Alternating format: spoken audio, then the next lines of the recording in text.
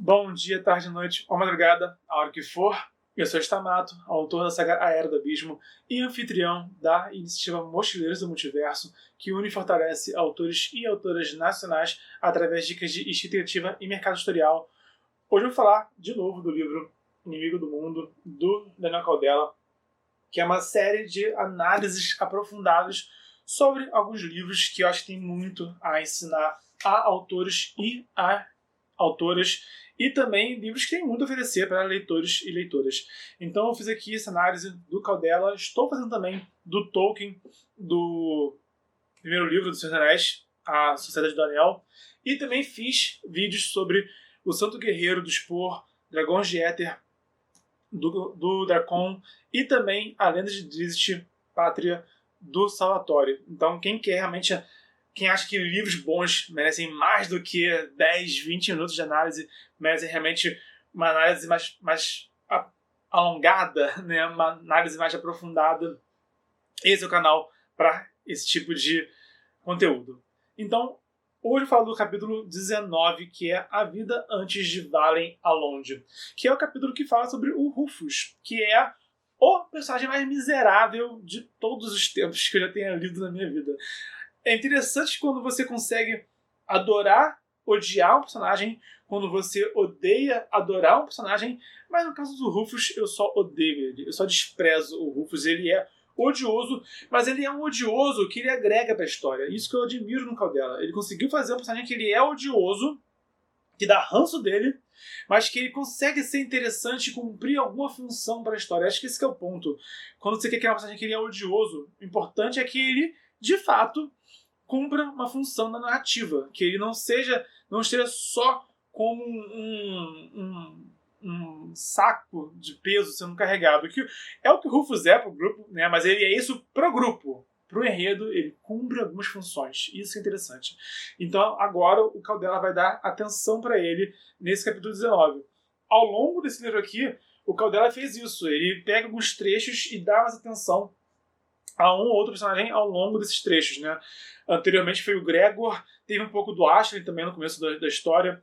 Então, assim, é bem perceptível isso, né? O Caldela está desenvolvendo o enredo, está desenvolvendo o cenário, mas ele também está elaborando bem, com algum foco, dois personagens a cada momento. Agora é a vez do Rufus. Então, como que ele desenvolve isso nesse capítulo, né? É basicamente a vida antes de Valen Elrond, é basicamente o passado do Rufus sendo apresentado. Quem que ele era antes de entrar para esse time de aventureiros, né? Como é que era a vida dele, que já era a vida patéticazinha de sempre. Em resumo, ele era um mago de circo, né? Enquanto que outros colegas dele acabaram se tornando assim, magos de corte, magos professores, magos aventureiros. Ele foi ficando à deriva, tá? E ele foi parar num círculozinho assim, bem mequetrefe, né? Bem digno de pena, sabe? E o Caldela, ele tem essa abordagem assim, interessante de ver como que ele cria, né, o mundo, porque a gente tem essa imagem, né, do circo decadente, né? O circo que era para ser algo de alegria, né, algo para risada, algo fascinante, né? Muitas vezes historicamente eram circos que eram, na verdade, um show de horrores nos bastidores. Às vezes show de horrores também para a plateia, mas talvez um show de horrores também por trás das cortinas, né? Então o Caldela gosta de trazer essa realidade azeda nas histórias dele, que eu acho bem bacana. Eu particularmente não gosto tanto disso para minha história, eu até faço isso, mas eu tento moderar esse tipo de coisa nas histórias. Mas o Caldela é uma inspiração para mim, né? E eu acho interessante como que ele usa essas doses de realidade ao longo da fantasia. Enfim, sobre personagens, cenários e enredo. Personagens. O que a gente sabe é que o Rufus sempre foi odioso. Ele sempre foi patético, tá? Acho que o termo é esse, patético. O Rufus sempre foi patético. Ele já era viciado em Akbud, que é uma droga alucinógena. Ele já era um cara, assim, que não faz nada por ele mesmo, sabe? Ele já era vítima dele mesmo. Acho que é isso que define o Rufus. Ele é vítima dele mesmo o tempo todo, sabe? E ele, por ele, seria só uma figura miserável, sabe? Ele só não foi unicamente a figura miserável porque ele acabou entrando, né, pro time do Valen Elrond. O que foi trágico. Mas é interessante. Então, como eu falei no começo, né, é interessante ver a função que ele cumpre na história. Tá? E acho que esse trecho do livro, né, esse aqui é um flashback, né, o capítulo 19 é um flashback, mas que o capítulo 18 e o 20, né, estão movendo a história de forma interessante. E isso aqui, na verdade, é um foreshadowing, na verdade. Né? Foreshadowing é quando você dá uma pista do que está por vir na história.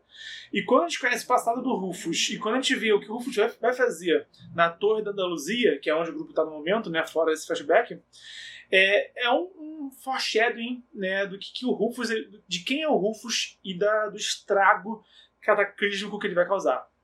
Mas é interessante isso. Quando a gente lê, a gente não prevê isso ainda, né? Mas essa é a ideia de um foreshadowing, né? É apresentar um elemento que no futuro tem importância. Então, é basicamente isso que o Caudella está fazendo aqui nesse flashback do Rufus. Esse é o Rufus, ele é patético, mas ele vai ter uma função muito importante depois que não está nítido ainda na história. A gente espera que ele seja só realmente esse lixo de ser que ele é, né? Mas Caudella, ele gosta de surpreender a gente. Sobre o cenário desse capítulo. A história esse flashback se passa em Portsmouth, não sei pronunciar, Portsmouth, que é um reino sem magia.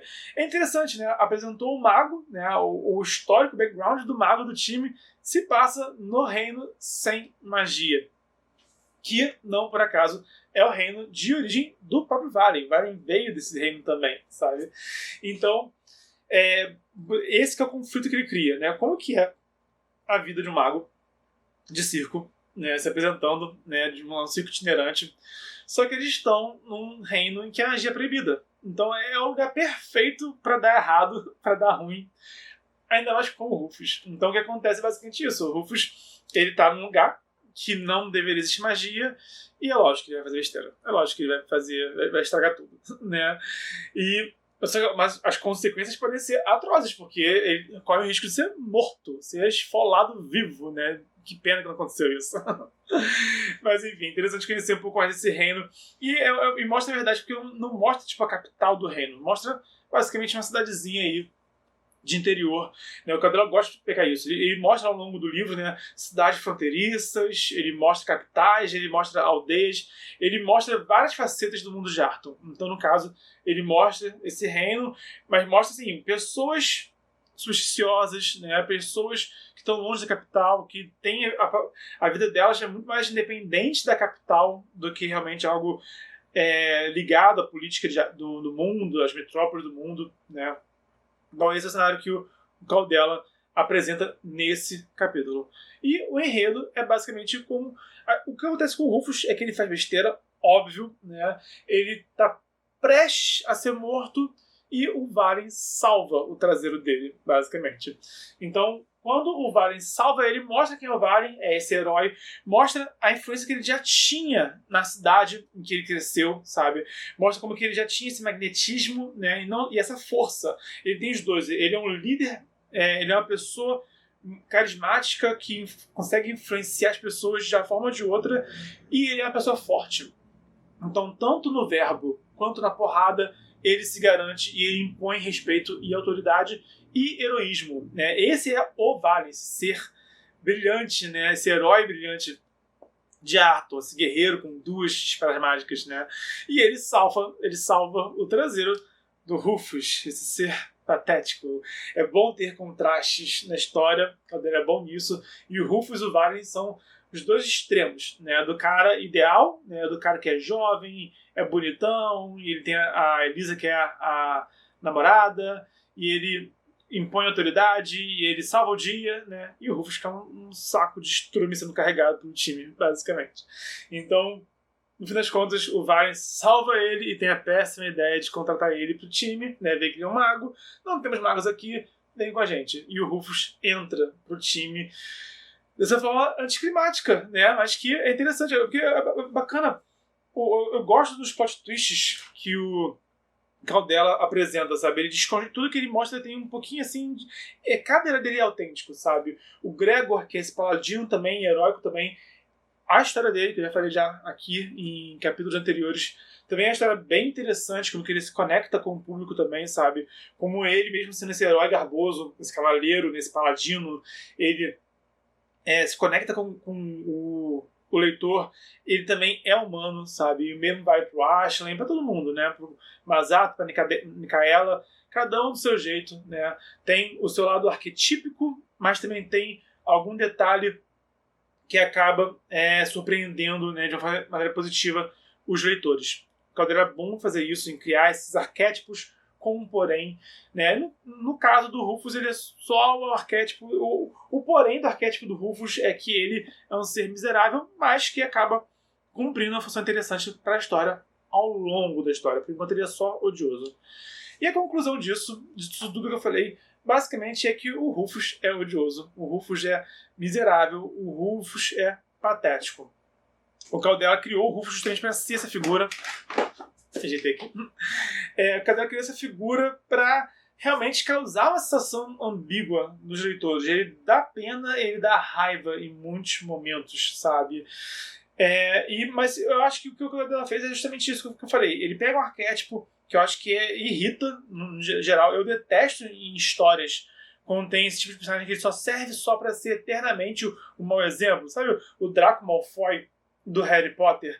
Ele nunca é de fato um vilão digno de respeito, sabe? Ele, o tempo todo, tudo que ele é um pequeno estorvo para a história. Eu acho que o Draco Malfoy deveria ou ter crescido e se tornado uma ameaça legítima, sabe? Como, por exemplo, foi no Game of Thrones o Joffrey Baratheon e também o Bolton, esqueci o nome dele, o Bolton, né, que era bastardo, Ramsay Bolton, que era o Ramsay Snow, se tornou, né, o Lord Bolton no final.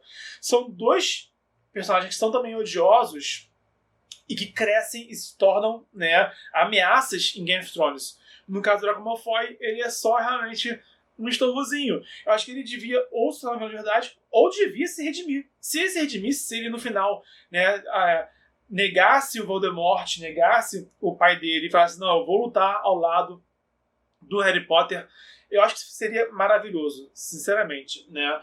Mas eu acho que o Draco Malfoy é um tipo de personagem. E no caso do Rufus, ele não é nem um caso nem outro, né? Ele nem se redime, ele nem se torna um vilão, né? E felizmente não fica inútil para a história até o final. Então o Caldela pegou esse arquétipo desses personagens que são meio que um estorvo em algum momento e deu a eles um plot twist. No caso do Joffrey Baratheon, foi se tornar rei de Sete Reinos, né? No caso do Ramsay Snow, foi se tornar Ramsay Bolton, protetor do norte. Esses são os plot twists que tiveram no Game of Thrones com esses personagens, no caso, né? E no caso do Rufus, é basicamente condenar Arthur eternamente, mas fica para outro vídeo futuro. Manda aqui embaixo algum personagem odioso que você gosta, tá? O Rufus não entra no meu caso, que eu odeio o Rufus, ponto final. Eu acho que o personagem odioso que eu gosto é o Ramsay Bolton, tá?